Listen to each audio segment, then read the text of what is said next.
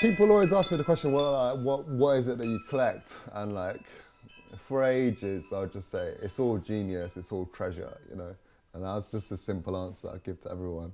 And like, people be like, you gotta just stop saying that, it's just rubbish, you know, it's just a cop-out. Which it is, but like, I mean, it's true as well.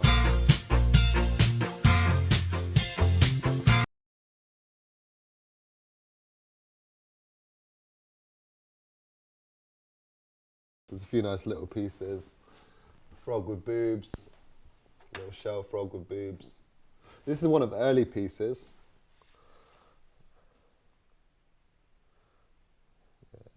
Yeah. I don't know what it is. We're all like aliens or something that come down to planet Earth, you know, disguised as humans, but not quite right, you know, like, they got the neck a bit wrong, you know, yeah. And then this is like obviously people's favourite, like the Morph Jesus. Got that in Porto when I was there on a family holiday. I'm in the carving and this piece. Look at that, look at that face, look at that nose. It's a nice necklace, spiritual piece. It's beautiful, look at that. If you want to like get your chakras aligned, that's the one. I've always had like different projects on, like at the moment I'm painting quite a bit. And I make like videos. Crabs. Crap. It kind of started becoming more intensely collecting maybe like 3 or 4 years ago. And I'll be like hitting car boots like 3 or 4 times a week. You know, just like spending all my money on collecting basically and going out on the hunt all the time. There's like a fantasy in going out to the market. There's like going out and trying to find something and like sniff something down the street, you know? They are like documents of someone's creativity and they're going for like £1 or £2. They're house clearance objects, a lot of them. But they've been on their journey. They've been with the maker. They've been in people's lives and they've ended up in a house clearance. They've been sold. They've ended up in the market and they're there out on a rug on the floor, you know? And that's supposed to be it, you know?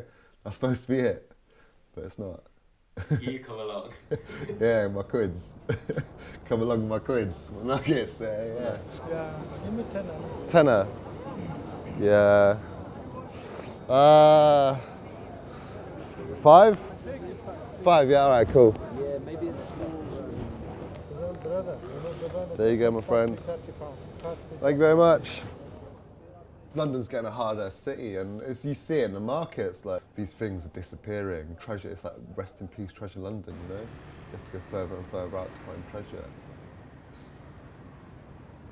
I think when I see things in the market, it's like there's usually like an emotional connection, like straight away, a bit of joy or humour or just something that like just sparks, you know.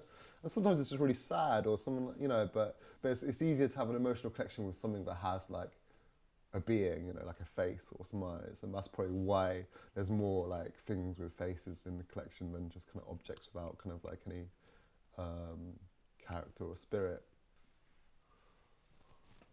This frog candle is a real nice piece down here. It's one of my favourites. It's just so cultish, you know, it's like a suicide cult. As soon as we light it, we're going to look into flames and melt away. There's a beauty in that, man, like a messed up beauty.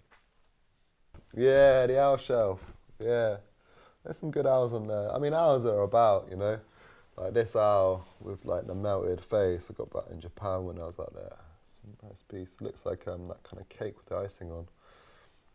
And then this owl. I mean, I'm not sure if it's an owl. It's some kind of bird creature, like a Santa. But in the bag, like if you look in the bag, like down there, it's a can of beer. Can't give beer to the kids, but yeah, it's a cool owl. Yeah. This is Ken Harris from Torquay, guy I was talking about in the mental health services. Festival Lovers, a feel-good novelette. Ken Harris is an artist, singer, musician, author. Ken sells prints of his 40 paintings and has produced 20 songs on CD. Ken spent 16 years creating Festival Lovers.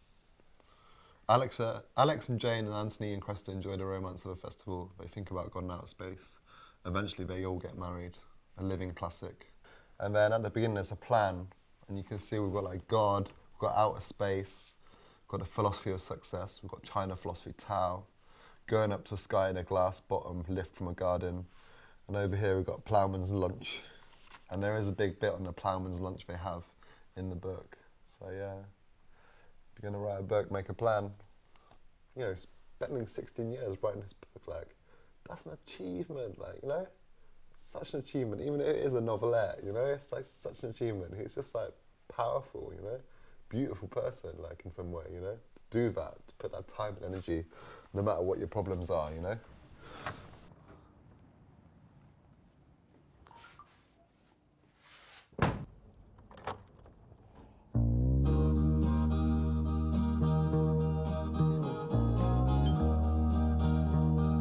When you come to this museum, like, the first things I say is feel free to take photos, feel free to pick things up, you know, like, there's no rules, try not to break anything. Touching stuff, you know, is important. And you can't do that in most places, you know. I want people to enjoy it and take their time and not feel pressured. I want it to be a nice environment here. I'm friendly, I want to be able to, like, have a chat with each person, get to find out a bit about them, you know, make a connection with them. That's a little man, yeah. So tiny. Little teapots, this one's a teapot as well. Some, like, you know, some weeks, like, no one comes, some week 2 people come. 2 weeks ago, 15 people came. That was amazing, you know, it was amazing to have 15 people in here. It was like, wow, this is it, you know, it's worth it, you know. I just got on TripAdvisor recently. So I got like 9 reviews, but I'm up to about 750 or something like that.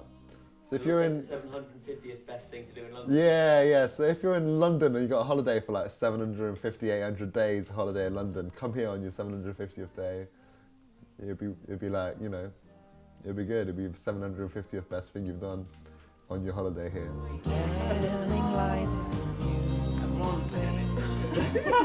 I mean, I had one person come to a collection, a friend's mum who come and saw it. She was looking around and said, like, people are amazing, aren't they?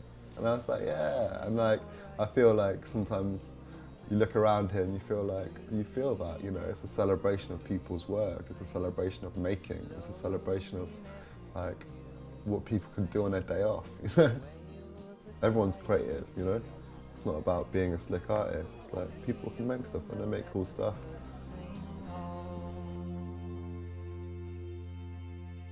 Is loving, is loving, is loving.